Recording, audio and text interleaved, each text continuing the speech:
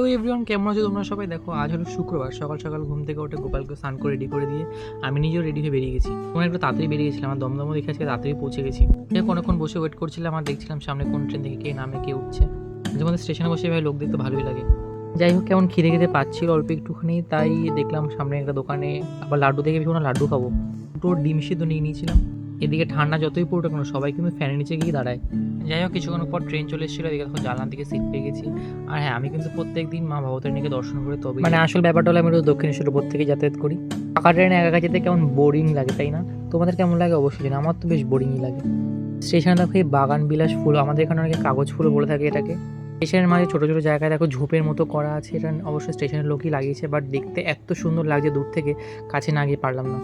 কালারে কিন্তু এখানে একটাই কালার ছিল, শুধুমাত্র পিঙ্ক কালার, কিন্তু গাছটা দূর থেকে যতটা সুন্দর লাগছে কাছে গেলে আরও বেশি সুন্দর লাগছিল। যাই হোক, এত ফুলের মাঝখান থেকে মাত্র একটা ফুল নিয়েছিলাম। আর এগুলোকে চিনতে পারছো কি? আগের দিন মনে আছে বলেছিলাম না একটা বাস্ক বাদাম, সেই বাস্ক বাদামের ফল এটা, কিন্তু ভেতরে বাদাম নেই।